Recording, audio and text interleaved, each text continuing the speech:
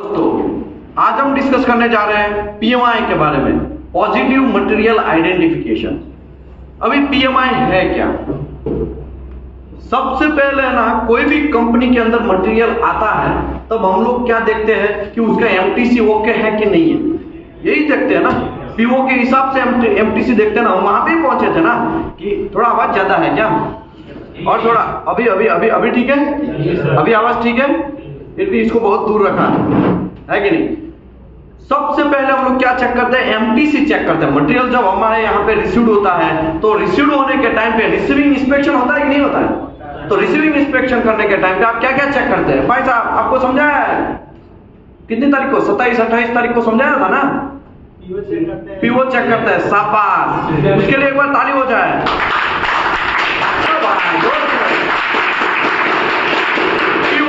PO के बाद क्या चेक करेंगे? एमटीसी। कौन बोला? वो पीछे वाले भाई साहब, शाबाश, उसके लिए ताली हो जाए। ओके, पीओ चेक करेंगे, एमटीसी चेक करेंगे, और क्या चेक करेंगे?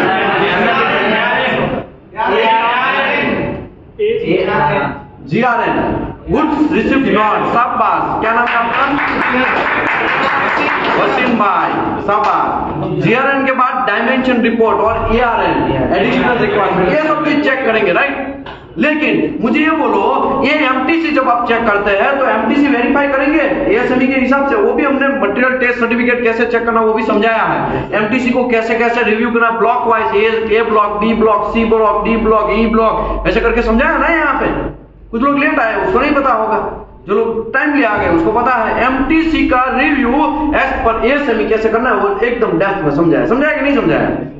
इनकमिंग मटेरियल ऐसा करके एक चैप्टर था ना, उसमें हमने समझाया। ये सब चीज कागजी कार्रवाई हुई। कैसी हुई? कागजी कार्रवाई, कागज में सब दिखा।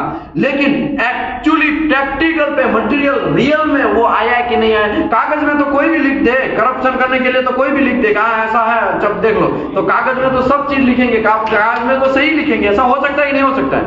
तो यहाँ पे गलती क्या हो रहा है आपका? यहाँ पे जो गलती हो रहा है वो एक ऐसा गलती हो रहा है, ओरिजिनल मटेरियल जो है उसका क्वालिटी कंट्रोल कौन करेगा? ओरिजिनल मटेरियल है उसका चेकिंग कैसे करेंगे? फॉर एग्जांपल के तौर पे ये मेरा स्टेनलेस स्टील का मटेरियल है, स्टेनलेस स्टील का मटेरियल है, कैसे पता चलेगा? ये तो मैं बोल रहा हूं, इसके लिए मैं बोल रहा हूं, वो तो क्वालिटी कंट्रोल हुआ, लेकिन इंश्योर कौन करेगा? तो उसका एमटीसी है, वो इंश्योरेंस हो गया। क्या हो गया? इंश्योरेंस। लेकिन एमटीसी में तो बराबर लिखा, लेकिन मैं बोल रहा हूं सही बोल रहा हूं गलत बोल रहा हूं, कैसे पता चलेगा? वो भी है ना। तो उसके लिए हमें क्या करना है? इसका पीएमआई चेक करना है, पॉजिटिव मटेरियल आइडेंटिफिकेशन। तो नमस्कार दोस्तों, आज का जो सेशन है वो हमारा पीएमआई के रिलेटेड है, पॉजिटिव मटेरियल आइडेंटिफिकेशन। अगर कुछ लोगों को बहुत डेप्थ में जाना है, बहुत डेप्थ में, एकदम डेप्थ में, तो मैंने YouTube में समझाया है। एक सेशन है SA सऊदी अरामको SAS-ES-A-206 ऐसा करके एक स्टैंडर्ड मैंने समझाया है। बहुत बड़ा स्टैंडर्ड, बहुत मस्त तरीके से समझाया है। करीबन 2 घंटे तक ये स्टैंडर्ड को मैंने समझाया है। तो ये भी आप कर सकते हैं अगर एक्स्ट्रा में आपको करना है तो, ठीक है।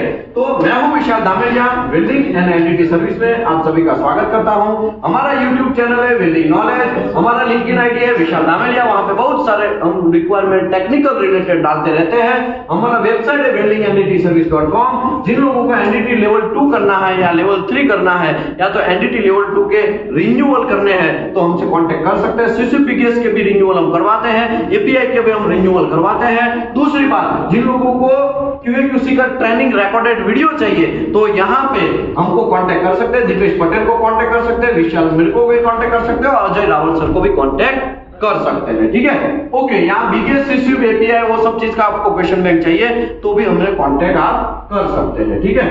ओके, सबसे पहले स्कोप, कोई भी कंपनी के अंदर आपको पीएमआई का प्रोसीजर बनाना पड़ेगा। ये फंडा आपको याद ही रखना है, ये भूलना नहीं है कोई, क्योंकि अभी आप है ना quality control and quality insurance के इंजीनियर बन चुके हैं, क्योंकि बहुत दिनों से ट्रेनिंग हो रहा है, बहुत दिनों से ट्रेनिंग हो रहा है। 26 को ट्रेनिंग स्टार्ट हुआ था और कंटिन्यू बराबर हो रहा है कि नहीं? क्या हो रहा है? बराबर स्टडी हो रहा है ना। ज्यादा बहुत डेंजरस नहीं यूज करेगा वरना लोग क्या है टेंशन में आ जाएंगे। बहुत दिनों से ट्रेनिंग हो रहा है और बहुत सारा चीज सिखाया गया आपको, बहुत सारा चीज सिखाएगा। और ये जब चीज हम QA/QC का सिखाए तो आपको प्रेशर वेसल के ड्राइंग कैसे स्टडी करना है सिखाया कि नहीं सिखाया? आइसोमेट्रिक ड्राइंग कैसे स्टडी करना है सिखाया कि नहीं सिखाया? सिंबल भी मैंने आपको अभी ग्रुप में डाला है, देखा आपने? सिंबल भी डाला है। एल सिम फीट अप, सब seam fit up, long seam fit up, डिसेंट का फॉर्मिंग कैसे करना है, डिसेंट कैसे होते हैं, टाइप्स ऑफ डिसेंट कैसे होते हैं, डिसेंट का नकल रेडियस का फॉर्मूला, क्राउन रेडियस का फॉर्मूला, कैसे कैसे वो काम करता है, वो सब चीज, ब्लैंक डाया कैसा होगा, सब चीज सिखाया। PMI कैसे करना है वो आज का हमारा डिस्कशन है। लेकिन उससे पहले हम बहुत सारा चीज सीखे। MTC कैसे रिव्यू करना है, इनकमिंग मटेरियल कैसे चेक करना, प्लेट का आइडेंटिफिकेशन कैसे करना, प्लेट का इंस्पेक्शन कैसे करना, फ्लो प्लान्स का इंस्पेक्शन कैसे करना, गास्केट का इंस्पेक्शन कैसे करने का, ये गास्केट है कि नहीं है, ये गास्केट का इंस्पेक्शन कैसे करना, एल्बो का इंस्पेक्शन कैसे करने का, फ्लैंज का इंस्पेक्शन कैसे करने का, ये सब चीज डिटेल में बहुत सारा डिस्कस किया है, बहुत डिस्कस किया है। लेकिन एक आपको चीज का जो जरूरत है वो है PMI, क्योंकि सब चीज आप तो आंखों से या मेजरमेंट से चेक करेंगे, इंस्ट्रूमेंट का भी कुछ यूज करेंगे, लेकिन समझ लो एक गास्केट सही आया कि गलत आया आपको कैसे पता चलेगा? आंखों से तो सब चीज ओके हो कर देंगे आप। ये तो यहाँ पे लिखा 316 का, लेकिन आपको कैसे पता चलेगा कि सही लिखा कि गलत लिखा? नंबरिंग में भी गड़बड़ हो सकता है ना, तो इसके लिए PMI। और PMI का आपको प्रोसीजर बनाना पड़ेगा। पहले तो स्कोप बोल देता हूं, पहले तो एक इससे पहले भी मैं मशीन दिखा देता हूं आपको, ताकि टेंशन ना हो, टेंशन फ्री हो जाए। हाँ ऐसा मशीन है और ऐसे मशीन से ऐसे चेक करना है, ऐसा ही है ना। तो पहले मैं मशीन दिखा देता हूं, बाद में यहां से स्टार्टअप करता हूं। देखो ये जो है ये मशीन PMI के है, फ्लोरोसेंट PMI एक्सरे एनालिसिस, ये जो है वो PMI मशीन है। फॉर एग्जांपल समझ लो ये अंदर का रिंग जो है वो SS का है, उसको चेक करना है। तो ये जो है ना यहाँ से एक्सरे आता है, यहाँ से ऐसे करके लगाना है, एक गन टाइप का। समझ लो ये हाथ में मेरा यही मशीन है, ऐसे करके लगाना है। ऐसे लगाओगे तो यहाँ पे डिस्प्ले होगा, ये डिस्प्ले के अंदर सब चीज दिखेगा कि कौन सा केमिकल है। और ये जो केमिकल है वो आपको ASME सेक्शन 2A या 2B या 2C के हिसाब से आपको चेक करना है। और ASME सेक्शन 2A कैसे खोलना मैंने समझाया है, शायद हमने A333 ग्रेड 6 का एग्जांपल लिया था MTC रिव्यू करने में, राइट? उसी मटेरियल का एग्जांपल लिया था ना, और वैसे करके चेक किया था। ये मशीन है, देखो ये भाई साहब क्या कर रहा है, लेंथ चेक कर रहा है। क्या चेक कर रहा है? लेंथ। ये भाई साहब क्या चेक कर रहा है? गास्केट चेक कर रहा है। देखा आपने? देखा? तो यहाँ पे पूरा आ जाएगा, यहाँ पे पूरा कच्चा चिट्ठा आ जाएगा, समझ में आया ना? मशीन जो है वो पूरा केमिकल कंपोजिशन दिखाएगा। क्या दिखाएगा? तो यहाँ पे भी ये भाई साहब क्या कर रहा है? केमिकल कंपोजिशन देख रहे हैं। यहाँ पे भी क्या कर रहा है? ये पाइप है, देखा आपने? लंबा सा फ्लैंज के साथ वेल्ड है पाइप, और ये वेल्ड मेटल का चेकिंग कर रहा है, देखा आपने? ओके, यहाँ पे ऐसे डिस्प्ले आता है, वेनेडियम कितना, मैंगनीज कितना, Fe कितना, CO कितना, निकल कितना, कॉपर कितना, नियोबियम कितना, ऐसे करके ये कितना परसेंटेज आता है केमिकल कंपोजिशन। और ये केमिकल कंपोजिशन आपको किससे वेरीफाई करना है? ASME सेक्शन 2A या 2B या 2C से वेरीफाई करना है। समझ में आया?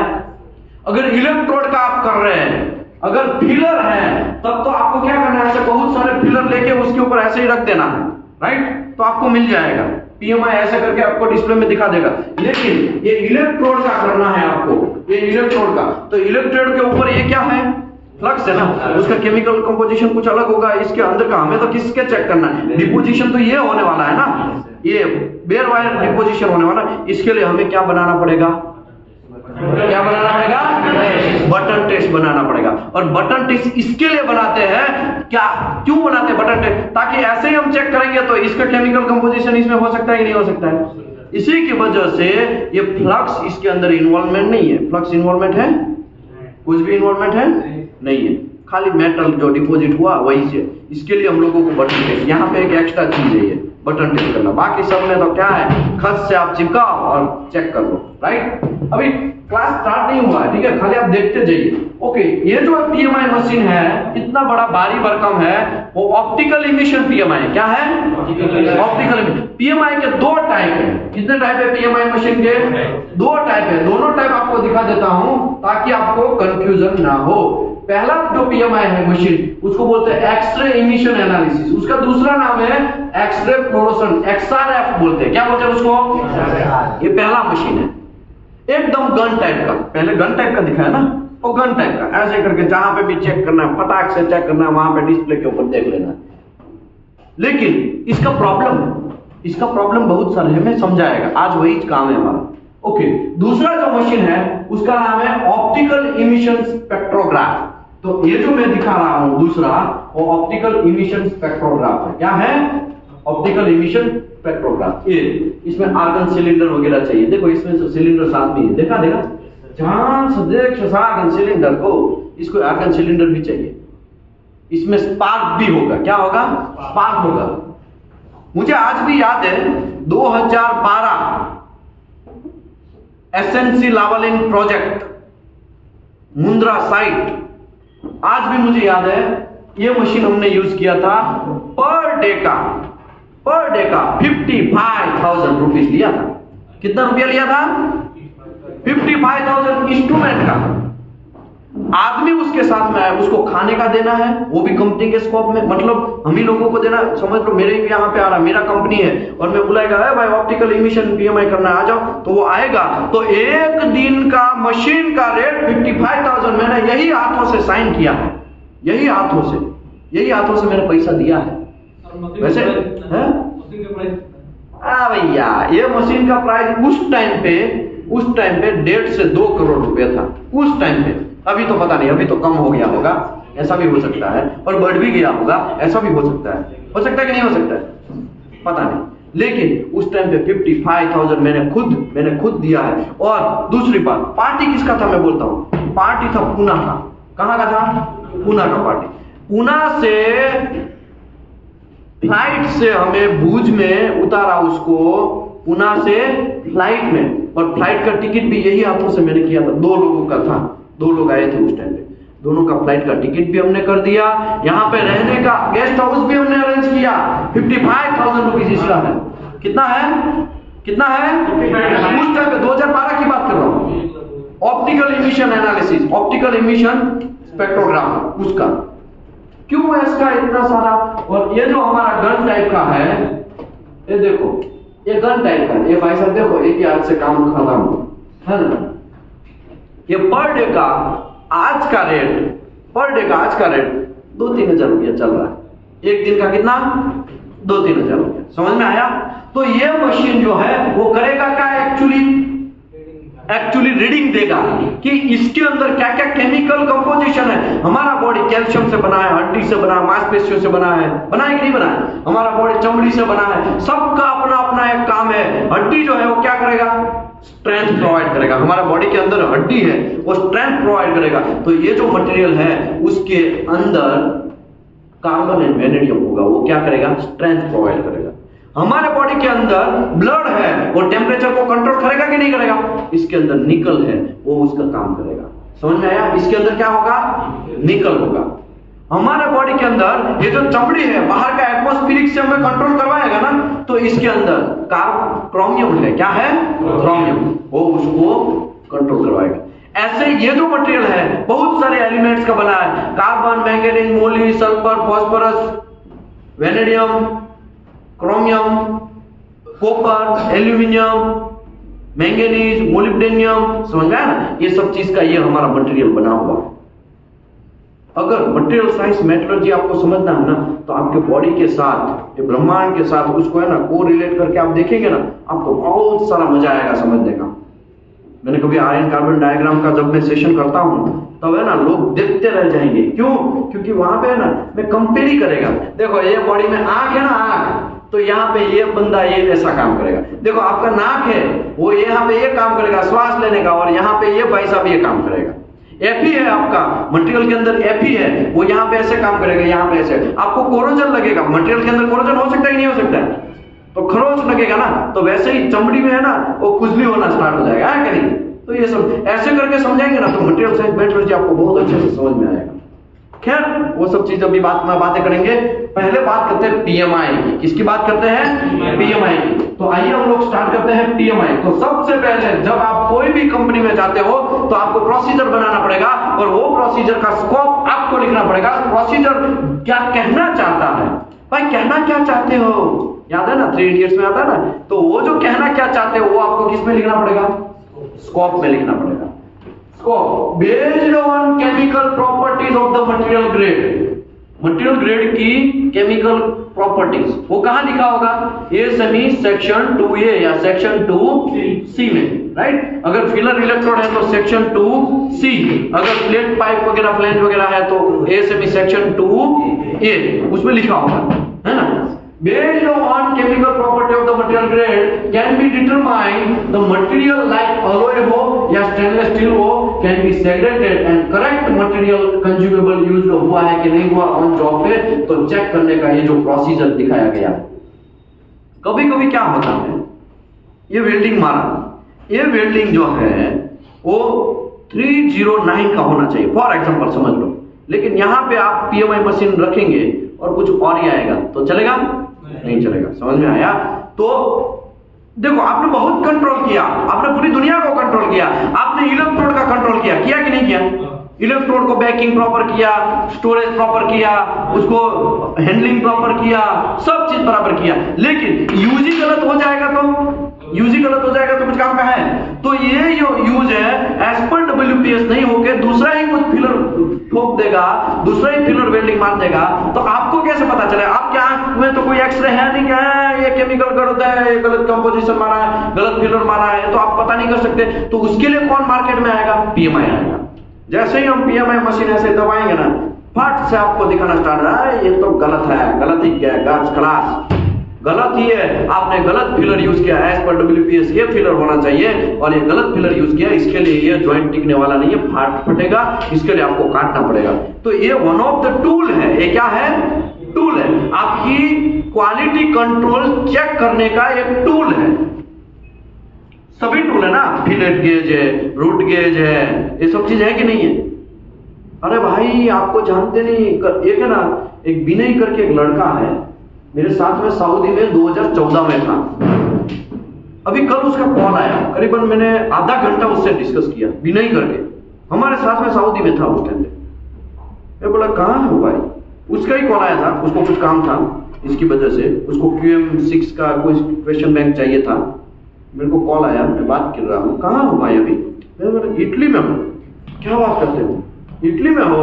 कब से इटली में? तो बोला था ना मैंने बीच में तो आपसे कॉल किया था ना, भूल गए? भूल गया, मैं बोल दो, पिछली बार उसका कॉल आया होगा, लेकिन इटली में है। मैं बोला तो इटली में इंस्पेक्शन और TPI का काम कैसे चल रहा है?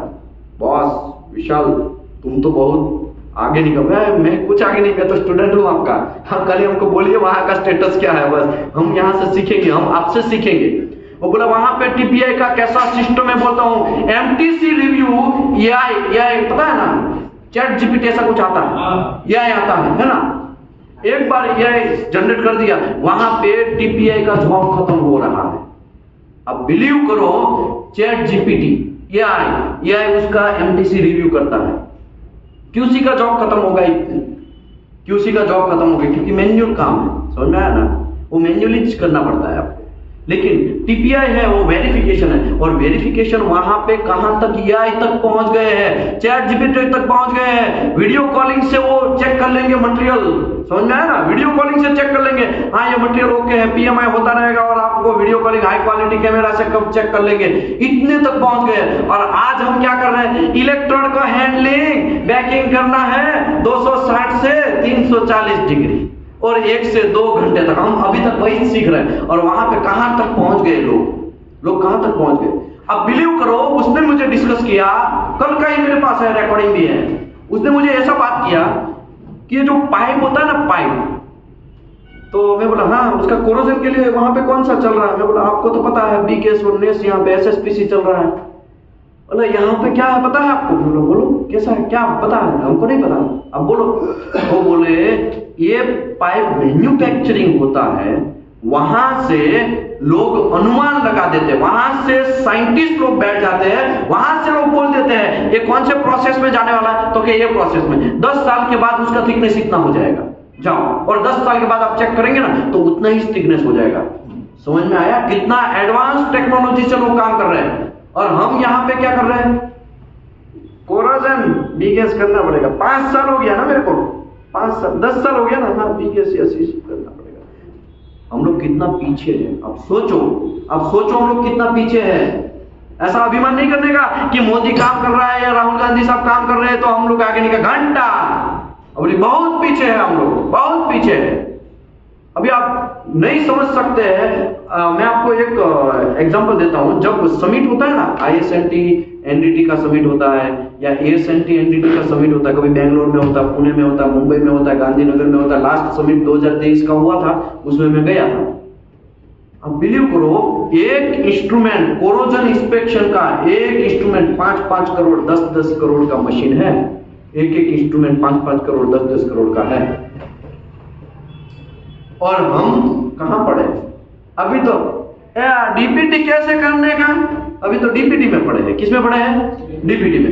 हम लोग PMI में पड़े हैं और XRF यूज कर रहे हैं। अभी कौन सा यूज कर रहे हैं? XRF। वहां पे तो देख के बता देंगे AI से सब काम चल रहा है। TPI का तो काम खत्म हो गया है, वहां पे मोस्टली खत्म हो जाएगा, ऐसा भी मुझे बोल रहा था। लोग यहाँ पे इतना प्रिडिक्ट कर देते हैं, इतना मेंटेनेंस का भी डेट दे देते हैं कि ये डेट को आपको थिकनेस मेजरमेंट करना पड़ेगा, क्योंकि उसका इसके हिसाब से इतना थिकनेस कम हो जाएगा।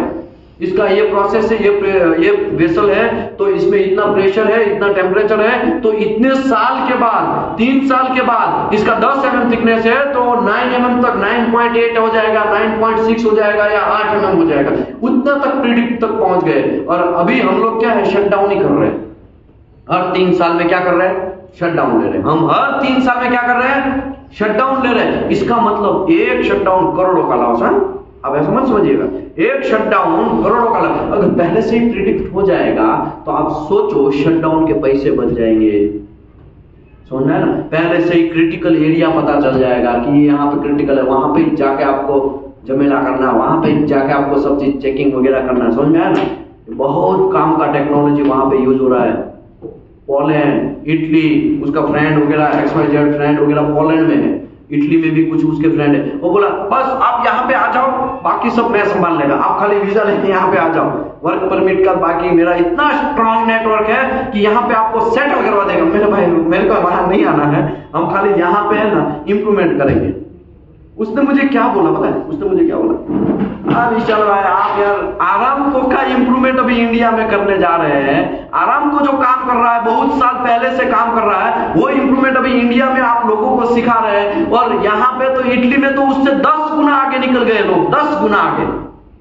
अभी तक हम आरामको को इंप्लीमेंट नहीं कर पाए। समझ में आया ना?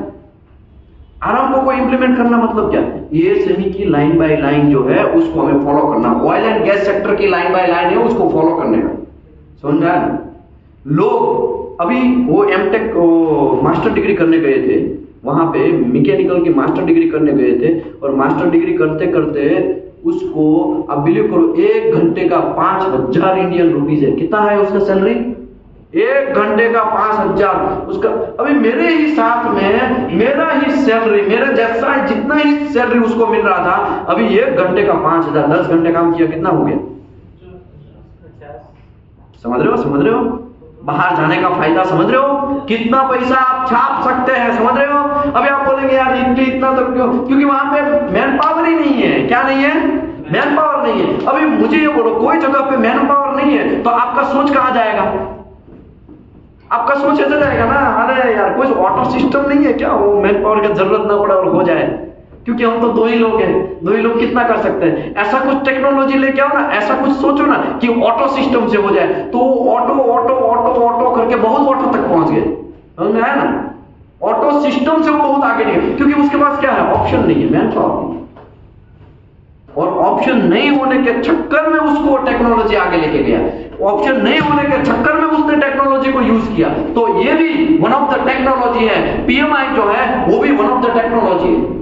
आपको क्या करना है? मशीन को फटाक से वेल्ड जॉइंट के ऊपर डालना है। हाँ भाई ये जॉइंट गलत मारा, हाँ भाई ये जॉइंट ओके, आगे बढ़ो। समझ में है ना? हाँ भाई PMI ये इसका गलत है, ये फ्लैंज जो है ये 10XYZ का होना चाहिए था, 316 का होना चाहिए। अरे भाई ये तो 304 का आ गया। समझ में आया ना? ओके, ये आपके हाथ में गास्केट है, मेरे हाथ में अभी ये गास्केट है, दिख रहा है? अच्छा दिख रहा है, गास्केट दिख रहा है। ये गास्केट मैं यहाँ पे क्यों लेके आया पता है आपको? ये गास्केट हमारा इंस्टीट्यूट में क्यों आया है पता है? क्योंकि यहाँ पे लिखा है 316। क्या लिखा है? एक्चुअली इसका लिंक जो है 304 का। कंपनी में रिजेक्ट हुआ, मैंने वहां पे क्लियर बात किया, सर ये चाहिए आपको, नहीं चाहिए तो उसको आप वैसे भी आप तो फेंकने ही वाले हैं, आप तो रिप्लेस करने वाले, मुझको दे दो। तो उसने मुझे दिया है और ये रिजेक्टेड गास्केट है, समझ में आया? ये रिजेक्ट, और मेरे को कैसे पता चला? मेरे को पीएमआई करके पता चला। किससे पता चला? पीएमआई करके। तो यस, यही हमें समझना है कि this procedure cover the sequence of operation, sequence of operation, precaution required while PMI testing. हमें प्रिकॉशन क्या क्या लेना है? वेल्डिंग का पीएमआई करते हो, बेस मेटल का करते हो, या मटेरियल का करते हो, या तो फिर दूसरा कोई मटेरियल है उसका कर रहे हो, या तो इरेक्शन के अप्रूव्ड आईटीपी के हिसाब से कर रहे हो, तो उसमें क्या क्या गलती हो सकता है। मटेरियल में एमटीसी दे दिया आपको, लेकिन वो एमटीसी के हिसाब से सही में केमिकल कंपोजिशन सही है कि गलत है, ओरिजिनल प्रोडक्ट कुछ और होगा और कच्चा चिट्ठा लंबा लंबा लिखेगा, अरे भाई हमारा प्रोडक्ट तो बहुत बड़ा बड़ा तगड़ा तगड़ा, लेकिन प्रोडक्ट के अंदर केमिकल कंपोजिशन प्रॉपर है ही नहीं, तो चलेगा? तो यही कहानी है। और ये चेक करने के लिए क्वालिटी इंस्पेक्टर को एंट्री करना पड़ता है, और क्वालिटी इंस्पेक्टर का ये टूल है पीएमआई। क्या है? वन ऑफ द टूल है। पीएमआई से सबका बदला लेगा फैजल। क्या कर सकता है? सबका बदला ले सकता है। भाई ऐसा कुछ नहीं, एसएस है, पीएमआई करो पहले। हाँ पीएमआई करेंगे, हाँ पीएमआई ओके। अरे ये मटेरियल तो गलत है, 304 है, ये क्या है? 304 है, नहीं चलेगा, निकालो बाहर। समझ में आया ना? ऐसे करके आपको उसको एक्सेप्ट रिजेक्ट करना। देखो सभी चीज आपकी आंखें नहीं कर सकती है, सब चीज आपका आंख नहीं कर सकते। क्वालिटी कंट्रोल इंस्पेक्टर लोग क्या समझते हैं? बस जाके वेरीफाई करना है, लेकिन सब चीज आंख वेरीफाई नहीं कर सकती है। मटेरियल अभी मुझे बोलो इसका केमिकल कंपोजिशन आंख वेरीफाई कर सकती है, तो उसके लिए आपको किसका यूज करना पड़ेगा? पीएमआई मशीन का यूज करना पड़ेगा। पीएमआई के अंदर जो दिखेगा उसके डिस्प्ले के अंदर, वो डिस्प्ले को आपको किससे वेरीफाई करना पड़ेगा? एमटीसी से वेरीफाई करना पड़ेगा, या पीएमआई की जो डिस्प्ले है उसको एएसएमई से वेरीफाई करना पड़ेगा। अगर ओके है देन ओके। तो this standard minimum mandatory requirement, minimum जो मैंडेटरी रिक्वायरमेंट है वो फुलफिल हुआ है कि नहीं हुआ है? For the positive material identification और pressure retaining alloy material component है, फ्लैंज का बोल्टिंग है। कभी कभी मैंने ऐसे भी देखा है, यही आंखों से मैंने ऐसे भी देखा है, एसएस का नट बोल्ट डालना है लेकिन वहां पे घुसेड़ दिया है सीएस का। एसएस का नट बोल्ट डालना है, वहां पे घुसेड़ दिया है अलॉय स्टील का। समझ में आया? क्यों? पैसा बचाने के चक्कर में। और इतना शाइन मारेगा, इतना शाइन मारेगा, आपको ऐसा लगेगा अरे ये तो ऐसे ही है, लेकिन जब पीएमआई लगाओगे तब पता चलेगा ए भाई ये तो कुछ गलती मटेरियल घुसेड़ दिया, तुम आधा इधर इधर इधर, ये नहीं चलेगा। समझ में आया ना? ये सब चीज आपको समझना पड़ेगा। वेल्ड सबसे ज्यादा कांड होता है, तो ये जो मैं राउंड किया है ना वहां पे कांड होता है। कहां पे कांड होता है? वेल्ड। क्योंकि उसका रीजन ये है, एक तो वेल्डर एजुकेशन नहीं होगा, वेल्डर का स्किल नहीं होगा, वेल्डिंग इंजीनियर को पता ही नहीं है कहां पे डब्ल्यूपीएस पड़ा है। वो कुछ होता है ना, कुछ हीरो वगैरह है ना, उसको जानबूझ के पुलिस वाला फंसाने के लिए क्या करता है पता है?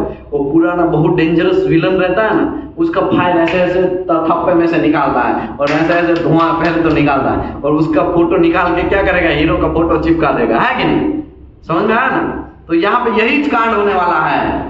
यहाँ पे डब्ल्यूपीएस जो है वो बहुत माले पे रहेगा, लेकिन डब्ल्यूपीएस का पता नहीं है।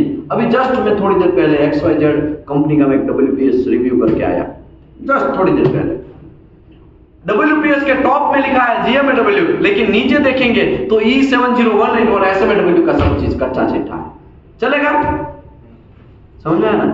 ऐसे ऐसे होनहार लोग हमारे इंडिया में पड़े हैं, समझे कि नहीं समझे? ऐसे ऐसे होनहार लोग यहाँ पे पड़े हैं। तो ये सब चीज से आपको आगे निकलना है। ओ चाचा, ये सब चीज से आपको आगे निकलना है। वेल्ड बोल्टिंग है, वेल्ड है, वेल्ड वोल्ड क्लेडिंग है। It is intended to ensure the nominal component of the alloy component and welded has been corrected supply. Weld जो किया है correct supply, correct electrode, correct filler वगैरह use किया है कि नहीं किया है, वो सब चेक करने के लिए पीएमआई भाई साहब आपको बहुत काम आने वाला है, बहुत काम आने वाला है। ओके, कभी कभी कुछ लोग है ना बहुत हवा मारते हैं, अरे हमारा सब चीज, हमारा सब कुछ, उसको तुरंत बोल रहे हैं पीएमआई कर दो, पूरी हवा उसकी क्या हो जाएगी? फट से निकल जाएगी। समझ में आया कि नहीं आया? क्योंकि पीएमआई करेंगे तो बाहर का थर्ड पार्टी को हायर करना पड़ेगा, एक आध दिन जाएगा, बाहर का थर्ड पार्टी आएगा और चेक करेगा, कुछ और ही मिलेगा, है कि नहीं? ऐसा होने का चांस है। इसके लिए मैं करीबन 14 कंपनी घुमा हूँ, इंडिया की 14 कंपनी में मैं घुमा हूँ, उसमें एक सिंगल ऐसा कंपनी नहीं है जिसमें PMI में मैंने गलती ना पकड़ा। एक सिंगल कंपनी ऐसा नहीं है। बड़ी बड़ी कंपनी भी घुमा, मिस्टेक हो जाता है, कोई बात नहीं, प्रोडक्शन वाले से मिस्टेक हो जाता है, लेकिन पकड़ने का काम पुलिस वाले लोग कौन है, QC इंस्पेक्टर पुलिस वाले लोग हैं, उसको तो क्या है, तुरंत चौकन्ना रहना है। अगर चौकन्ना नहीं रहा, अगर उसने दिमाग नहीं चलाया तो बहुत सारे लोग मर जाएंगे, बहुत सारा एक्सीडेंट होने का चांस है, बहुत सारे प्लांट फट जाएंगे, समझ में आया ना। तो आपको चौकन्ना रहना है, एकदम तुरंत इंटेलिजेंट के हिसाब से काम करना है। आगे बढ़ते हैं। ये रिस्पॉन्सिबिलिटी, कोई चीज का रिस्पॉन्सिबल है तो फिर क्वालिटी मैनेजर भी है, इंस्पेक्शन इंजीनियर भी है, QA/QC इंस्पेक्टर भी है, प्रोडक्शन इंजीनियर भी है। प्रोडक्शन इंजीनियर को भी देखना है, ऐसा ना हो कि गलत इलेक्ट्रोड दबा के मारा जाए, है ना। रेफरेंस किसका लेंगे, अप्रूव्ड ड्राइंग का, ASME section 2A, section 2C और कस्टमर स्पेसिफिकेशन का रेफरेंस लेंगे। तो आइए हम लोग पहले इंस्ट्रूमेंट के बारे में समझते हैं। किसके बारे में समझते हैं, इंस्ट्रूमेंट के बारे में। पहले तो है PMI instrument. PMI the preliminary acceptance method is X ray emission analysis. Gun type का, कौन सा, गन टाइप का।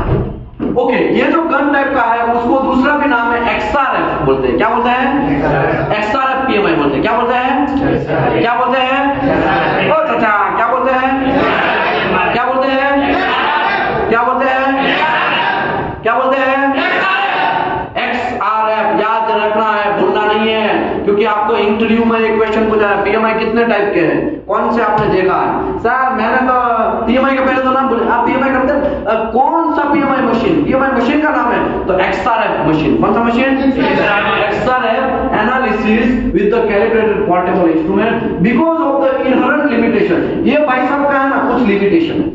गन टाइप का PMI है, पोर्टेबल है, पोर्टेबल PMI भी बोलते हैं उसको। क्या बोलते हैं, और गन टाइप का है। ओके, गन टाइप का मतलब एकदम सिंपल गन होता है ना, वैसा ही कुछ, किधर भी चिपका दो, काट से पता चला, गोल्ड में चिपका दो तो गोल्ड पता चल जाएगा, यहाँ पे पता, यहाँ पे चिपका जाएगा, समझ में आया ना, सब चीज पता चलेगा। लेकिन सभी का अपना अपना एक लिमिटेशन होता है, इसका भी कुछ लिमिटेशन है। इसका लिमिटेशन क्या है तो कि भाई ये जो XRF PMI मशीन है वो XRF एनालाइजर बोलते हैं, it is not possible to detect all element. All element detect करेगा नहीं, जो मैन लोग है ना उसी को डिटेक्ट करेगा। और मैन लोग कौन है ऐसे कि उसी को डिटेक्ट करेगा, तो भाई जिसका सल्फर से कम वेट है, सल्फर से कम वेट किसका, एल्यूमिनियम, मैंगनीज, कार्बन, फास्फोरस, ये लोग है ना सल्फर से कम वेट है, उसका वजन जो है वो सल्फर से कम है। तो वैसे लोगों को ये दिखाएगा नहीं, वैसे लोगों को ये दिखाएगा नहीं। समझ लो फॉर एग्जांपल SS316L और SS316H, ये दो मटेरियल है, समझ लो। ये L का मतलब हुआ लो कार्बन, क्या हुआ, H का मतलब हुआ हाई कार्बन। क्या मतलब हुआ, हाई कार्बन। अभी जैसे ही आप XRF जब चोक से चिपकाएंगे तो XRF जो है वो ऐसा दिखाएगा। अभी आप क्या उखाड़ोगे, ये कौन सा मटेरियल, कैसे पता चलेगा ये H है, L है कि 316 है। ये भी एक आता है, एक आता है, दो आता है, तीन आता है। लेकिन जब XRF आप यूज करेंगे तो आपको कौन सा दिखाएगा, ये दिखाएगा। अभी आप कंफ्यूज हो जाएंगे कि कहां से सांस ले, समझ में आया, कहां से सांस ले, आप कंफ्यूज हो जाएंगे। क्यों कंफ्यूज हो जाएंगे, क्योंकि आपका मटेरियल ये होना चाहिए था, फॉर एग्जांपल ये होना चाहिए था, लेकिन मैन्युफैक्चरर आपको क्या दे देगा, ये दे देगा या तो फिर ये दे देगा। इसमें और इसके बहुत लाखों का फर्क है, पैसे का लाखों का फर्क है। कार्बन कम चाहिए, कार्बन ऐसा मटेरियल अगर चाहिए 1 नंबर का तो कम कार्बन वाला मटेरियल बनाने के लिए मैन्युफैक्चरर में तेल निकल जाएगा, मैन्युफैक्चरर का, समझ आया ना, तेल निकल जाएगा, उसके ऊपर मैन्युफैक्चरर को बहुत मत्थापच्ची करना पड़ेगा, तब जाके ऐसा मटेरियल बनेगा। समझ में आया, नहीं समझे। और इसका कॉस्ट सबसे ज्यादा इसका कॉस्ट है, और इसका कॉस्ट थोड़ा कम है, इसका कॉस्ट एवरेज है। ये सबसे कॉस्टली मटेरियल है। कैसा है, कॉस्टली मटेरियल है और ये लो कॉस्ट है।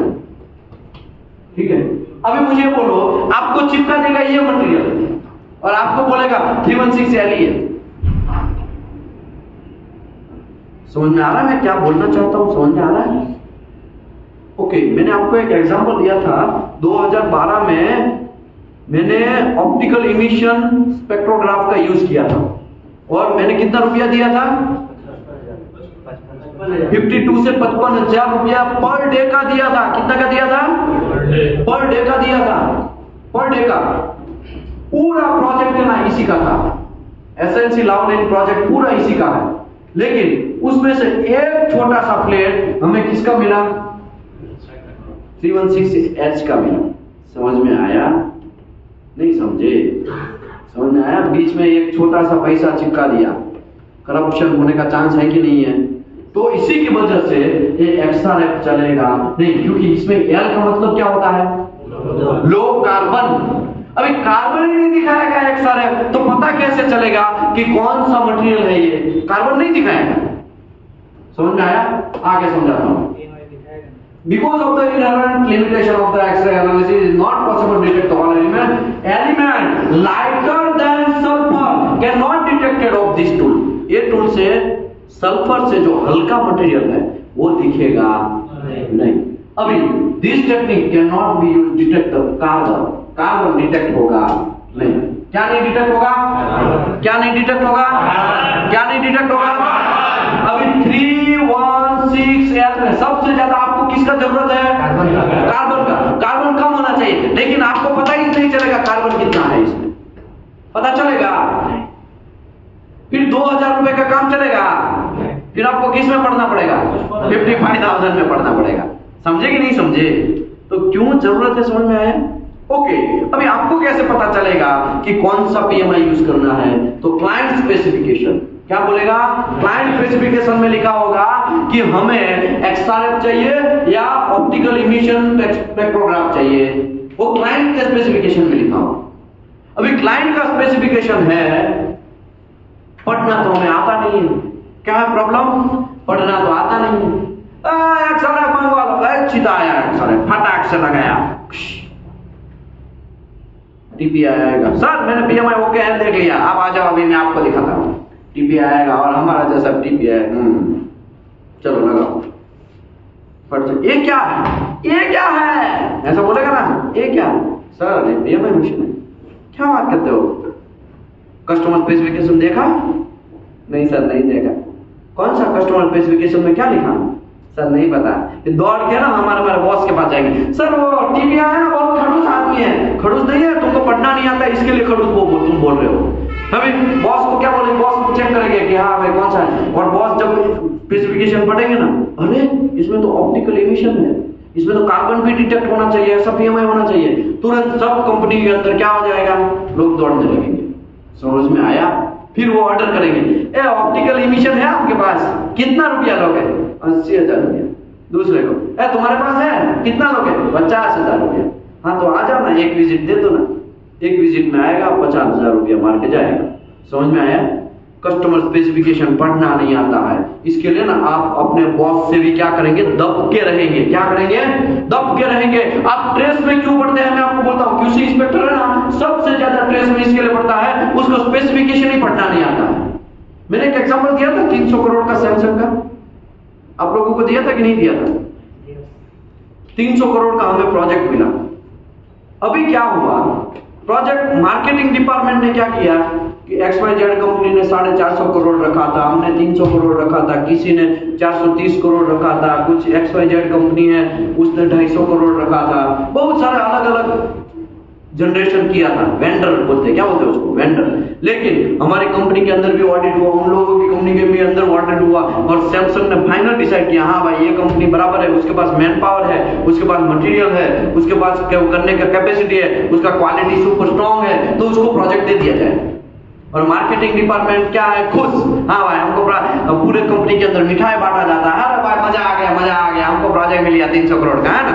फिर कस्टमर स्पेसिफिकेशन है, किसी ने देखा ही नहीं, साफ साफ साफ टेबल के फेस टू फेस बैठ के, क्या लाओ कहाँ साइन करता, फटाक से साइन, लाओ कहाँ साइन, फटाक से साइन करके जल्दी वो आनंद फानंद में 300 करोड़ का प्रोजेक्ट ले लिया जाता है। बहुत सारे इंस्पेक्शन होते होते पहला ही प्लेट का मटेरियल रिसीविंग इंस्पेक्शन होता है, कंपनी के अंदर प्लेट आता है। प्लेट आने के बाद वहां पे भी पास हो जाता है। आईटीपी में उसका लॉन्ग सिम फिटअप में उसका विटनेस है। जब लॉन्ग सिम फिटअप आता है तो हमारा जैसा मुत्तु स्वामी जाएगा, सर मैं आई कम इन, कम इन करके अंदर, यस खान, और मिस्टर ली वहां पे बैठा है। कौन है मिस्टर ली? कोरियन है। Yes yes please tell me sir, my long seam ready and please come as per ITP, it's a witness. Okay no problem, okay are you studying specification? No sir. Do you know the inspection process? Yes sir. Show me. फट गई सीधा boss के पास, sir क्या करना है? Sir लोचा ये तो बोल रहा है, स्पेसिफिकेशन पढ़ते हैं, बॉस भी कंफ्यूज। बॉस फिर मेरे को है ना ऐसा, हमको मुद्दू समझ रहे हैं, चलो हम आते हैं, तो बॉस का थोड़ा वेटेज रहता है, तो हो जाएंगे। How your engineer is offer me 1 week before, it's offer required, and today he is coming and my inspection ready and coming. How it's possible? Where is inspection notice? Inspection notice उसके procedure में लिखा inspection notice देना, और inspection notice जब मैं हम लोग boss फट गई हम दोनों की, अरे आज 1 वीक पहले इन्फॉर्म करना है। अभी 1 वीक मतलब आज अभी ऑफर तुरंत आनंद फानंद बनाएंगे, ऑफर लेके सीधा no not acceptable, I want mail किया, मेल में सीधा answer, this is not our notice, as per notice format is different and you are sending us your company notice. Company का फॉर्मेट में हमने घुसेड़ दिया, और स्पेसिफिकेशन में उसका नोटिफिकेशन कैसा है वो भी लिखा है, और हमने कुछ देखा ही नहीं, खचार से मेल कर दिया। पूरे कंपनी में पूरी धजिया हुई, पूरी कंपनी में धजिया। कोई बात नहीं, चलो अभी हम करेक्शन करते हैं, उसके कंपनी का फॉर्मेट लेते हैं सैमसंग का, और सैमसंग के कंपनी के फॉर्मेट में घुसेड़ते हैं, सब चीज मेल करते हैं। 1 वीक हो गया, अभी 1 वीक के बाद आगे, सर मैं आई कम इन, लॉन्ग सिम फिटअप है, ओके पूरा जैकेट वैकेट सब बड़ा ऐसा करेंगे ना। जैकेट के अंदर आप बिलीव करो, वर्नियर भी मिलेगा, ग्लास भी मिलेगा, ये सब चीज आपको मिलेगा, सब चीज ऐसा करके। वो एक मूवी है ना जॉनी लीवर का, तुमको कौन सा चश्मा चाहिए बोलो, है ना, ऐसा बादशाह मूवी में आता है ना, तुमको कौन सा चश्मा चाहिए बोलो, है ना, वो जुआ खेलता है वहां पे, तुमको ऐसा जैकेट में पूरा सब चीज कंप्लीट है। और हमारे यहाँ पे ये सब चीज पता ही नहीं है कैसे यूज करना, वो तो छोड़ो। कंपनी के अंदर है ना फिलेट गेज एक नहीं होगा, कंपनी के अंदर हाइलो गेज नहीं होगा। क्या नहीं होगा? हाइलो गेज किसी ने देखा है? हाइलो गेज देखा? अच्छे से सिखाया गया है। अगर नहीं सिखाएगा ना आपको, अगर नहीं सिखा है ना, तो मेरे पास एक ढक्कन है, इसमें चुल्लू पर पानी में है डूब मरना। अगर आपको नहीं आता है ना हाइलो गेज कैसे यूज करने का, अगर आपको ये क्या है कोई बोलेगा? ये क्या है? Root gauge, taper gauge. क्या है ये? क्या है भाई? क्या है सर? रूट गेज या टेपर गेज जो भी, ठीक है, दोनों सेम। समझ में आया? ये पूरा का पूरा कच्चा चिट्टा उसके जैकेट में ऐसा है, और सीधा जॉब पे जाते हैं, शो मी। और ऐसे 1 वीक पहले बनाया हुआ WVP है, अभी कैसा होगा? वो रस्ट होगा कि नहीं होगा? How you offer me? This is a very rusty, and you are offer me like that? No, not accept. ऐसा करके पूरा 10-12 फोटो खींच गए, रफू चक्कर हो गया। तुरंत मेल में सब CEO कंपनी का, उसका हेड, हमारी कंपनी का हेड, पूरा पिचका दिया, हमको पूरा पिचका दिया। Your company have no competence inspector, your company have no inspection regulation, your company directly offer me without your witness, आप चेक ही नहीं कर रहे आपकी कंपनी का इंस्पेक्टर, और ऐसे ही आ गए। आनंद फानन में उसको थोड़ा शांत किया गया, रुको जरा, करते हैं सब प्यार से, सब चीज चलाते हैं, वो क्लीन करते हैं, वापस उसको ऑफर करते हैं। लॉन्ग सिम मुश्किल से पास होता है, सब सिम में ही ऐसा हाल, हाइड्रो टेस्ट की कंडीशन में आ जाता है, वही हाल। हम लोग सुधरने वाले हैं नहीं है, हम लोग सुधरने वाले नहीं है। अभी हाइड्रो टेस्ट आया, हाइड्रो टेस्ट में पानी भर दिया और बुलाने गए हमने, एक वीक पहले ही बोल दिया, अभी तो क्या थोड़ा सुधर गए थे, लेकिन इतना भी सुधरे नहीं। Sir hi my hydro ready, notification already done, 1 week before. Okay you are ready? हां सर रेडी। जाएंगे सीधा very chart, hydro test chart. Hydro test में डिजिटल चार्ट आता है ना, ऐसा करके राउंड में घूमता रहता है और उसकी नीडल रहती है, वो पूरा लाइन अप करता है, ग्रेजुअली इंक्रीज ग्रेजुअली डिक्रीज, ऐसा हाइड्रो टेस्ट का चार्ट आता है। वो समझाया था ना हमने चार्ट, है कि नहीं? समझाया था कि नहीं समझाया? ऐसा राउंड टाइप का चार्ट आता है। ये किसका है? पीडब्ल्यूएसटी का चार्ट है। ये किसका है? मेरे हाथ में जो पकड़ा है ना, ये पीडब्ल्यूएसटी का चार्ट है। वैसे ही हाइड्रो टेस्ट का एक चार्ट आता था, लेकिन राउंड टाइप का आएगा। वहां नीडल ऐसे पता ही नहीं स्पेसिफिकेशन। अरे हाँ यार लिखा है। हाइड्रो टेस्ट चार्ट को बाहर से ऑफर किया, एक दिन का 10,000 रुपया। कितना? एक दिन का 10,000 रुपया। पिगलियो पैसिवेशन, मुश्किल से, बहुत मुश्किल से हमने प्रोजेक्ट फिनिश करने का ट्राई किया, और हम लोगों को 300 करोड़ का प्रोजेक्ट 375 करोड़ में पड़ा। कितने में करोड़ पड़ा? 375 करोड़ में। तब मैं बोलता नहीं देना, जा नहीं हम प्रोजेक्ट बनाएंगे, ऐसा बोल के निकल जाएंगे तो चलेगा। घंटा लीगल कार्यवाही होगी, लीगल आपका जो शेयर मार्केट है ना तुरंत गिर जाएगा। समझ में आया ना? 75 करोड़ का सवाल नहीं है, सवाल है हजारों करोड़ों रुपए का, करोड़ों रुपए का सवाल है। खाली ये तो खाली 75 करोड़ का ही लॉस है। ये तो लॉस कवर करके भी हमें क्या करना है, वो प्रोजेक्ट को निकालना ही पड़ेगा। अगर नहीं निकालेंगे तो लीगल टीम आपको 600-800 करोड़ की बम्बू लगा देगा, क्योंकि जब पीओ साइन करते हैं ना तब सब लिखा रहता है। आप ऐसा मत समझियो कि ऐसे ही हमको पीओ मिल गया, ऐसे ही हम लोग साइन कर देंगे, ऐसे ही काम मिल गया, ऐसा नहीं होता है। कुछ कंपनियां दिवालिया हो जाती है, पता है ना? वो क्यों हो जाती है अभी समझ में आया? क्यों हो जाती है दिवालिया? ये यही रीजन से, क्योंकि 2 साल में प्रोजेक्ट फिनिश करना, अभी 3 साल चलेगा। अगर 2 साल से एक्स्ट्रा कुछ भी होगा तो पर मंथ के हिसाब से 2 करोड़ का पेनल्टी। प्रोजेक्ट होगा 10 करोड़ का, पर मंथ के हिसाब से कितने करोड़ का पेनल्टी? 2 करोड़ का पेनल्टी। अभी 1 साल प्रोजेक्ट लेट जाएगा, 12 दूनी 24 करोड़ की चुने लग गए। समझ में आया? तो लीगल सब काम होता है, और आपके मन में जो है ना सोच, सब चलता घंटा, इत्तू सा भी नहीं चलता, इत्तू सा भी नहीं चलता है। याद रखो, घंटा इत्तू सा भी नहीं चलता है। जो भी चीज है वो एक प्रोसेस से होता है, जो भी चीज है एक कंपनी की पॉलिसी से होता है, जो भी काम होता है कस्टमर स्पेसिफिकेशन के हिसाब से होता है। ओ चाचा समझ लो, समझ लो। सऊदी अरबिया का मैसेज आया क्योंकि आईएमओ तो वहां पे चलता है ना, रखना पड़ता है, क्या करेंगे, वरना बातें नहीं होती। व्हाट्सएप तो वहां पे बैन है कि नहीं? आगे बढ़ते हैं। चलता है क्या? चलता नहीं है, यहाँ पे जाना है। आगे बढ़ते हैं। ओके, यहाँ पे सल्फर एंड उससे कम वेट वाला चीज नहीं पकड़ सकता, स्पेशली कार्बन भी नहीं पकड़ सकता, क्योंकि उसका भी वेट कैसा है? सल्फर से कम है, तो कांड तो होना ही बनता है, तो प्रॉब्लम तो है ही।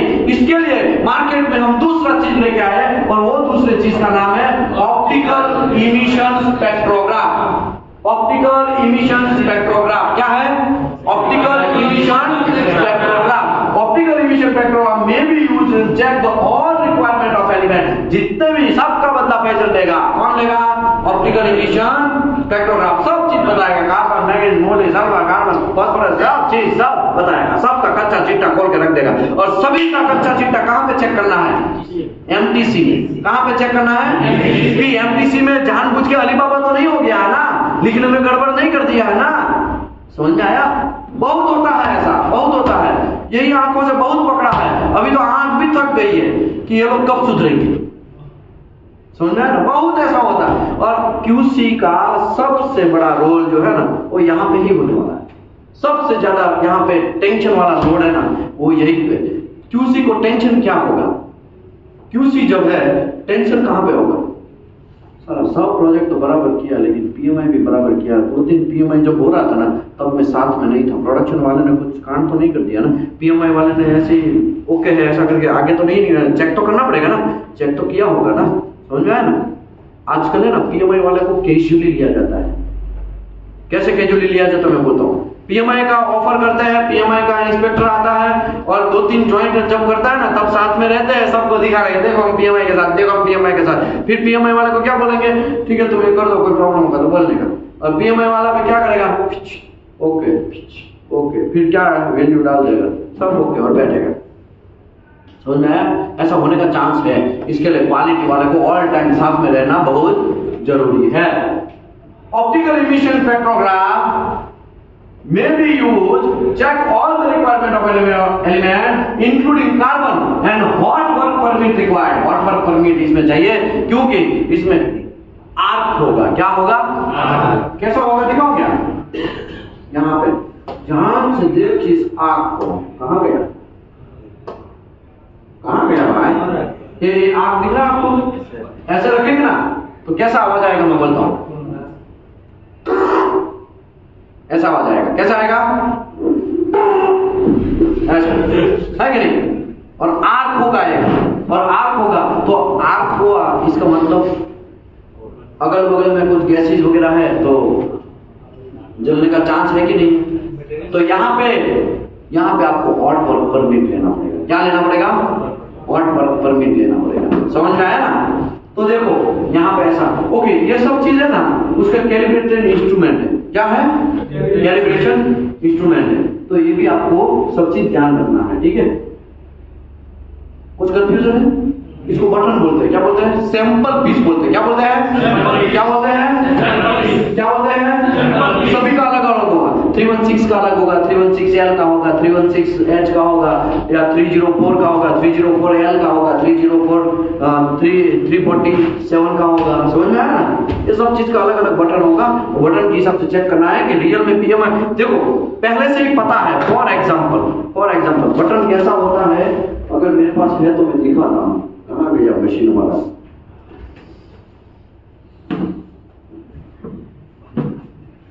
अगर है तो दिखाता हूँ, ठीक है। अभी तो नहीं है यहाँ पे button button button button. Sir ऐसा एक और मशीन है, थोड़ा ले लीजिए। तो सूटकेस में, हाँ है यहाँ पे सूटकेस। सॉरी मिल गया। ध्यान से देख इस बटन को, ये वही बटन है, देखा, निकालता हूं। देखो ये बटन है, ये पहले से ही पता है ये 316 का है, अभी 316L का है। ऐसे करके टर्न करके डालना है। तो ये कहाँ गया हमारा, ऐसा करके डालेंगे, ये ऐसा ही है ना, ऐसा ही है ना, नया पे है, ऐसा ही है ना।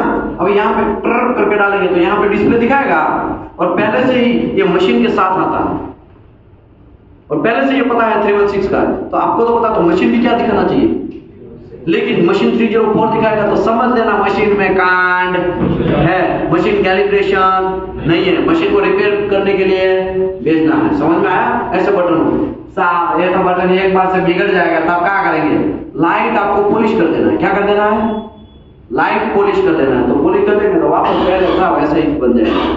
समझ रहे हो बात को, समझ रहे हो।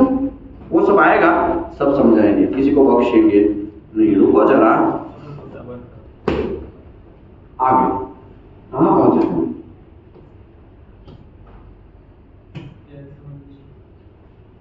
Using the equipment, any burn damage resultant from the usage of the emission spectrograph shall be removed by grinding।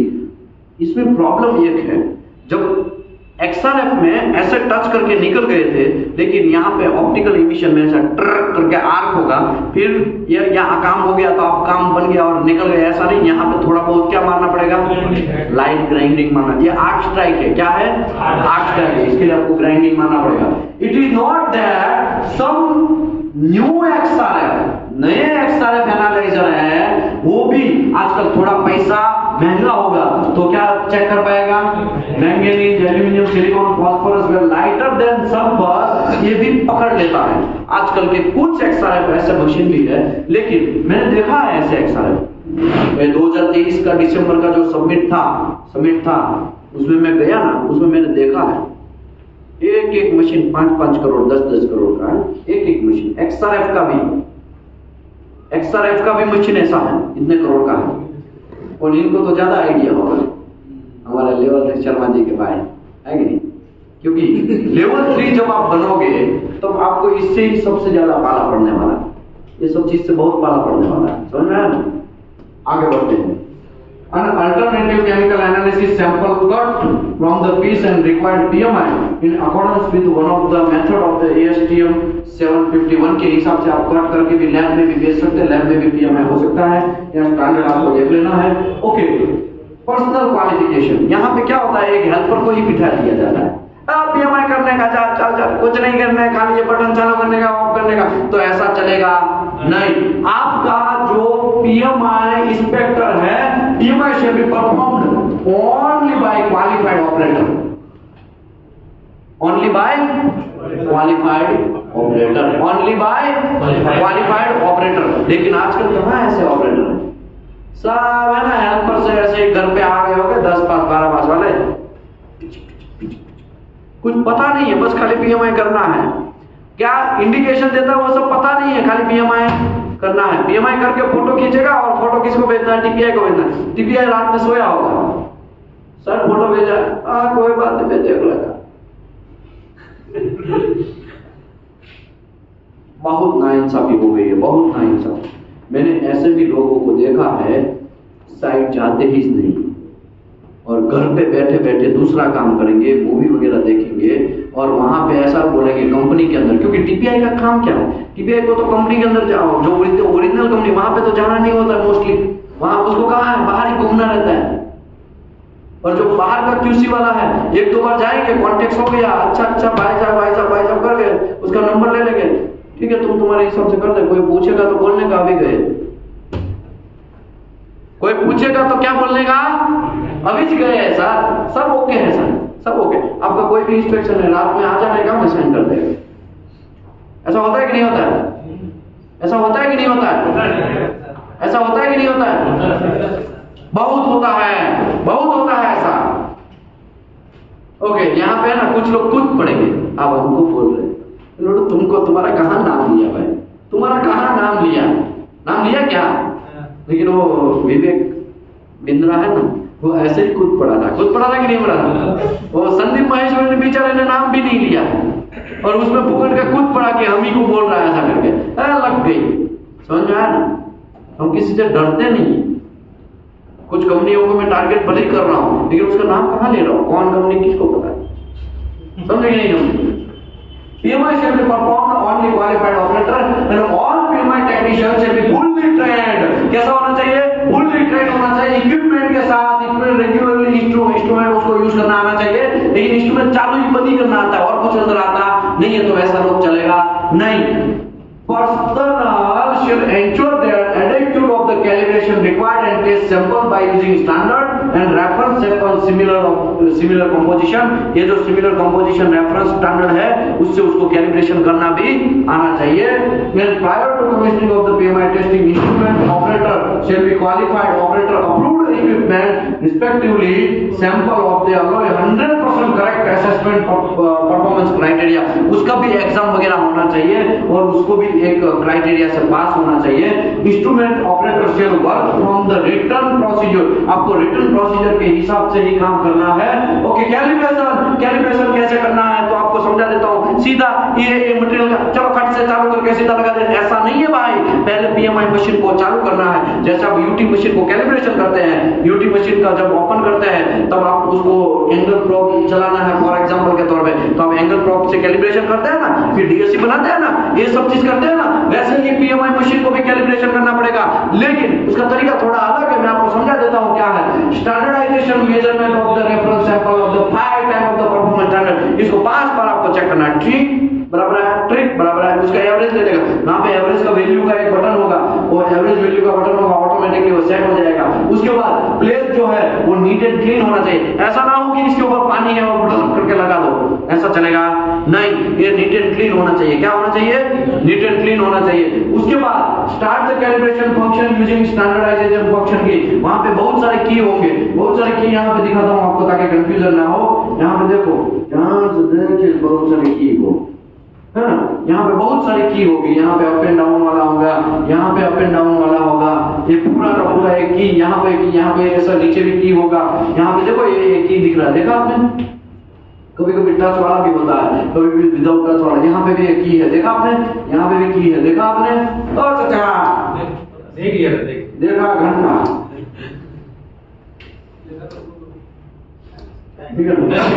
जाना है जल्दी? नहीं जल्दी जाना है तो मैं तो रेडी हूँ, अब भी काम भी, चलो खत्म करना। लॉस किसका है? आप ही लोगों का लॉस है, हमारा कुछ घंटा लॉस नहीं है, समझ रहे ना? तो फोकस करिएगा। ओके, उसके बाद इंस्ट्रक्शन आपको स्क्रीन जो है उसको फॉलो करना है, एटलीस्ट मिनिमम 2 बार मेजरमेंट करना है।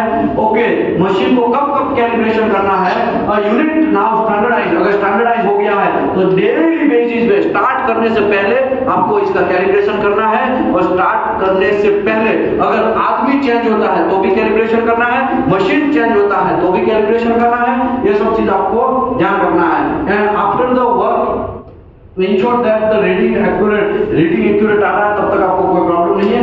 लेकिन मैं आपको एक एक्स्ट्रा चीज बता दूं कि आप जब shifting from the one material to another, समझ लो SS 316 के ऊपर 2 कर रहे हैं, लेकिन पता चला यहाँ 304 आया है, यहाँ आने वाला है, तो फिर उससे पहले आपको क्या करना है? कैलिब्रेशन करना है। दूसरी बात, 300 स्पॉट ले लिया, कितना स्पॉट ले लिया?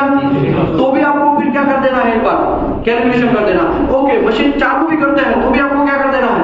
कैलिब्रेशन कर देना है, ठीक है? इन एडिशन ऑफ ऊपर का तो सब फॉलो करना ही है, लेकिन instrument shall be calibrated at the job site there is a sudden temperature change of order of 10 degree और मोर, 10 डिग्री का फर्क हो जाता है मटेरियल टेंपरेचर में, तो भी आपको क्या करना है? कैलिब्रेशन करना है। ओके, दूसरी बात अभी to ensure that instrument is performing well in all time, इसके लिए instrument shall be verified with a certified sample every 2 hours operation. 2 घंटा कंटिन्यूस मशीन चल रहा है तो 2 घंटे में भी आपको क्या करते रहना है? कैलिब्रेशन करते रहना है। ये सब चीज फॉलो कोई नहीं करता, ये सब क्या है? एक बार चालू किया, लोग स्टार्टिंग में भी कैलिब्रेशन नहीं करे, एक बार चालू किया, बंदूक में से गोली निकल गया तो फिर वो कभी रिटर्न आएगा नहीं, 60 2000 जॉइंट मार देंगे एक ही झटके में, और कुछ तो डमी हो गए, डमी मतलब समझा ना, मारेंगे जॉइंट 300-400 ही, लेकिन दिखाएंगे हमने 400, 1000 जॉइंट मार दिया है। कितने मार दिया है? 1000 जॉइंट, ऐसा भी हो सकता है। तो ये सब चीज ध्यान रखना है। इक्विपमेंट आपको कैलिब्रेशन करना है मैन्युफैक्चरिंग रिक्वायरमेंट के हिसाब से। एक्सटेंट ऑफ वर्क ये बाद में समझेंगे, पहले मैं ना ये समझा देता हूँ। आपका जो पाइप है, आपका कौन सा है? पाइप है, तो पाइप में 10% हीट के हिसाब से आपको PMI करना है। कितना परसेंट के हिसाब से? 10% के हिसाब से। अगर फ्लैंज है तो आपको 10% हीट के हिसाब से और साइज के हिसाब से भी करना है। मैं समझाता हूँ। 300 क्लास का 100 फ्लैंज है, कितना फ्लैंज है? और 100 फ्लैंज जो है वो 150 क्लास का है, ठीक है? तो यहाँ पे क्या बोला? 10% हीट के हिसाब से, तो हीट के हिसाब से तो 10% आपने कर लिया। समझ लो चारों का हीट नंबर सेम है, मतलब 200 का हीट नंबर सेम है, समझ लो 200 का हीट नंबर सेम है, समझ लो। तो आपको देखा जाए तो कितना करना है? 20 ही करना है, लेकिन ऐसा नहीं, इसका भी 10% हीट के हिसाब से और साइज के हिसाब से भी 10%। दूसरे तरीके से समझाता हूँ, मटेरियल का हीट नंबर, तो सभी का हीट नंबर समझाया ना मैंने। प्लेट का हीट नंबर अलग होता है, पाइप का हीट नंबर होता है। हीट नंबर मतलब मैन्युफैक्चरिंग जब होता है तब उसका बॉन्ड, उसका अगर मैं हीट नंबर की बात करूं तो सिंपल ह्यूमन लाइफ के हिसाब से बात करूं तो आपका गोत्र समझ में आ रहा है? गोत्र आपका, आप कौन सा सरनेम, किसी का, आपका सरनेम क्या है? MD मोहम्मद, आपका मोहम्मद, आपका खान, आपका शर्मा जी, आपका विश्वकर्मा, आपका रंजन सरनेम, ओके। आपका अंसारी, आपका सर रॉय, आपका सर अख्तर, आपका सर शेख, आपका कुमार, आपका सर अंसारी, आपका शेख, आपका सर इरशाद, आपका सर आपका दुबई रिटर्न वाले कुमार, आपका सर शेख, आपका शेख, आपका क्यों भाई सबका ऐसा सब नहीं? कुछ तो रीजन है ना कि नहीं है? तो ये हीट नंबर है ना, वही चीज है। समझ में आया? नहीं समझे?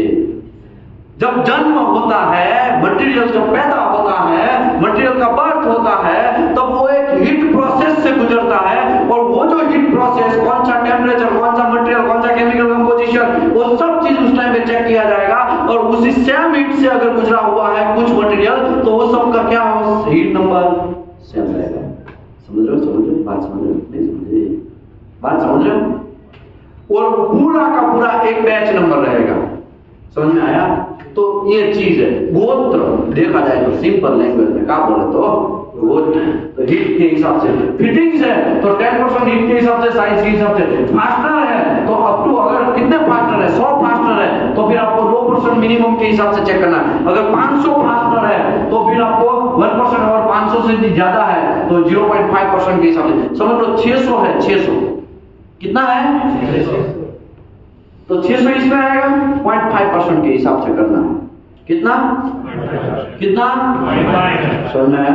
अगर 100 है, 99 है, नहीं समझ लो 100 ही है, तो 2% के हिसाब से कितना आएगा, 2 टेस्ट पीस आएगा। दो पार्टनर को आपको क्या करना है, पीएमआई करना है। समझ में आया? 150 है, 150 का डग्गा है पूरा, 150 पड़ा हुआ, और एक ही मटेरियल, एक ही सबसे मटेरियल एमटीसी सबका सेम है, तो 150 है, तो 150 किसमें आएगा, इसमें आएगा, तो 1% के हिसाब से कितना होगा, ये मतलब 2, इसमें भी 2 ही आएगा ना, 150 1%, 100 का 1%, तो कितना हो गया, ये उसका हो गया, और ऊपर से 50 है तो उसका आधा हो गया, तो 1.5 को करना, तो 1.5 तो कर नहीं सकते, तो आपको कितना करना पड़ेगा, 2 ही करना पड़ेगा। समझना है ना? समझ लो 800 है, कितना है 800, तो 800 में कितना आएगा, 0.5% के हिसाब से, 800 मतलब इसमें आता है ना, तो 0.5% के हिसाब से कितना आएगा, 4 आएगा, 4 टेस्ट पीस को। अगर आपके पास 800 फास्टनर है तो आपको मिनिमम कितना करना पड़ेगा, 4 फास्टनर का पीएमआई करना पड़ेगा। समझ में आया? ये मैं जनरल रूल्स बता रहा हूँ, ये क्या मैं बता रहा हूँ, जनरल रूल्स। मैंने ऐसा भी देखा है, ये सब चीज है ही नहीं। यहाँ पे क्या है, एक टेस्ट पीस को 100% क्या करना है, पीएमआई करना है, 100% पीएमआई करना है, ऐसा भी होता है। यहाँ पे भले ही लिखा है 10%, लेकिन यहाँ पे क्या लिखा होगा, 100% आपको करना है, ऐसा भी। तो आपको किसके हिसाब से डिपेंड है, कंपनी की प्रोसीजर के। ये प्रोसीजर में मैंने ऐसा दिखाया है ताकि आपको कंफ्यूजन ना हो। ऐसे स्विंगिंग गास्केट कितना % करना पड़ेगा, उसका ज्यादा है, देखो प्रेशर रेटिंग वेट उसका क्या है, 100%। जितने भी वेट मारे सबका 100% चेक करना है। और मैंने यही आंखों से लोगों को देखा है, लोगों की जॉब भी जाते हुए, सऊदी में, बहरीन में, ओमान में लोगों का जॉब जाते हुए मैंने आंखों से देखा हुआ। गलती लोग करते हैं ना, गलती क्या करते हैं, 100% चेक नहीं करेंगे, 50% ही चेक कर लेंगे और बोलेंगे हमने क्या कर दिया 100%। और कभी, और प्रॉब्लम क्या है पता है, ऊपर वाला बहुत डेंजर है। जहां पे ओके नहीं होता ना, वहां पे ही इंस्पेक्टर बोलता है यहाँ पे करके दिखाओ मेरे को, चलो, और यहाँ वहां पे ही लोचा निकलता है। समझ गए? ऐसा कितने लोगों के साथ हुआ, मेरे साथ तो बहुत हुआ है, बहुत हुआ है सर। सर जहाँ ओके नहीं है ना, वहां पे ही जाके बोलता है ये चेक करो। कितने लोगों को ऐसा हुआ है कि नहीं हुआ? एक दो बार हुआ, हमारे भी साथ ऐसा हुआ। फिर रातों रात हम क्या करेंगे, पूरा कटवा गए सब, दूसरा वापस अच्छे से बनवाएंगे। तो दिख जाता है, यही प्रॉब्लम है। पर जासूस पता नहीं, पीटर जासूस बन गया, वेटर जासूस बन गया, कौन बन गया पता नहीं, लेकिन क्या होता है बन जाता, कोई ना कोई क्या होता है। कितने जगह पीएमआई करना, एक जॉइंट में कितनी जगह पीएमआई करना है? तो जनरली लोग 2 जगह करते हैं। कितनी जगह? 2 जगह। वो depend on joint, depend on joint. कुछ लोग 1-1 मीटर पे भी करते हैं, अगर राउंड सिम लंबा है तो 1-1 मीटर पे भी करते हैं। वो भी आपकी प्रोसीजर के अंदर लिखा होगा, वो भी आपकी प्रोसीजर के अंदर लिखा होगा। फॉर एग्जाम्पल ये क्या है, ये फिटिंग्स है ना, तो यहाँ पे भी पीएमआई, यहाँ पे भी पीएमआई करने की जरूरत नहीं, एक ही जगह करो खत्म। समझ में आया? ये एल्बो मेरे हाथ में जो है, ओ चाचा दिख रहा है, दिख रहा है। ये एल्बो में आपको एक ही जगह करेंगे तो काम बन गया। ओके, यहाँ पे दोनों साइड ज्वाइंट है, तो आपको ये भी देखना है कि यहाँ पे ज्वाइंट कितना परसेंट हुआ है। तो दोनों साइड आपको PMI, ये भी ज्वाइंट है ना, यहाँ पे भी ज्वाइंट है ना, तो दोनों जगह पे आपको क्या करना पड़ेगा, PMI, तभी तो 100% बनेगा ना। समझे कि नहीं समझे? वेट तो 100% है ना, क्या लिखा है वेट के साथ 100% है। समझ में आया? आगे बढ़ते हैं। एक्सेप्टेंस क्राइटेरिया, समझ लो कांड हो गया। कांड ऐसा हो गया कि आप PMI कर रहे थे और actually as per ASME section 2C के हिसाब से नहीं आ रहा, आगे पीछे वैल्यू हो गया। ऐसा हो सकता है ना? नहीं हो सकता? नहीं हो सकता है। समझ लो क्रोमियम जो है वो 9 से 12 होना चाहिए। कितना होना चाहिए था? 9% से लेके 12% होना चाहिए फॉर एग्जाम्पल, और आपको आया 8.59। चलेगा कि नहीं चलेगा? ये बेस मेटल है, तो बेस मेटल है, क्या है? बेस मेटल में एस पर ASME 9 से 12% होना चाहिए था, आपको आया 8.59। चलेगा कि नहीं चलेगा? तो मैं समझाता हूं कैसे। प्लस और माइनस 10% तक बेस मेटल में चलेगा। कितना चलेगा? तो 8.59 इंटू 10 डिवाइड बाय 100, ऐसा ही होगा ना? ये मिल गया और एक पॉइंट ऊपर हो गया, 8.59 है ना? ऐसा हुआ ना? तो 8.59 माइनस इतना 8.59 प्लस 0.859, ये जो आंसर आएगा कितना आएगा? कोई लिखेगा, कोई बोलेगा? ओ चाचा 9.3 करके आएगा ये प्लस वाला, यहाँ ऊपर वाला प्लस वाला 9.449। देखो 8.59 माइनस 0.859 7.731, और यहाँ पे 9.4 है। 8.59 प्लस 0.859, तो ये 9.449। अभी इसको आप हटा दियो, ठीक है, क्योंकि माइनस वाला है। अभी इतना, तो ये कितना चलेगा? समझ में आया? अभी मुझे बोलो, ये चलेगा कि नहीं चलेगा? ये चल जाएगा। समझे कि नहीं समझे? 10% दिया होगा ऐसे, ये सभी में दिया है, सेक्शन 2A 2C में भी दिया है। समझ में आया? नहीं समझे?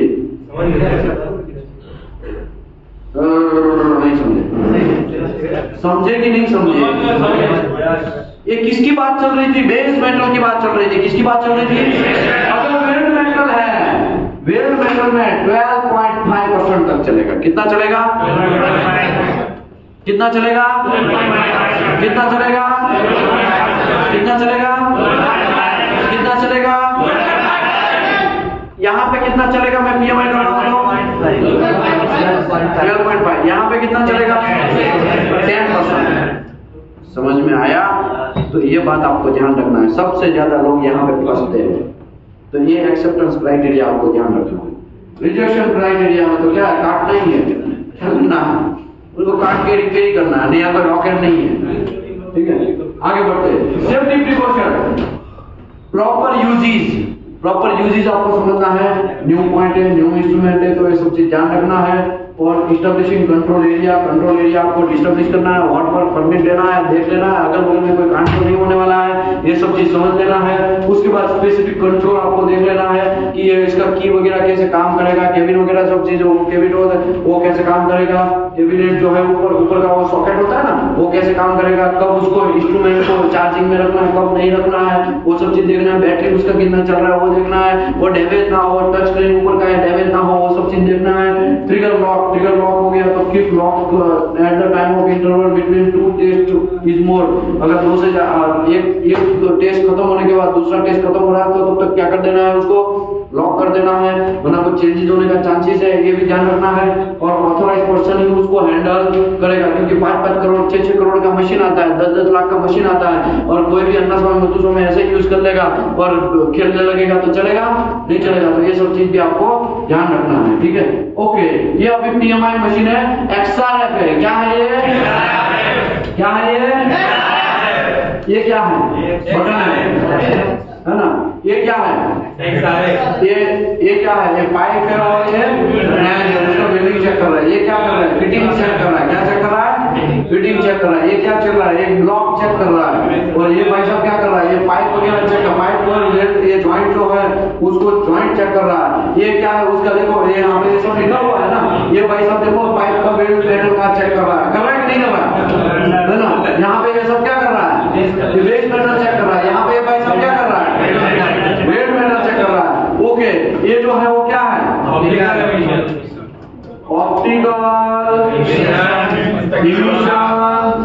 स्पेक्ट्रोग्राफ, ठीक है।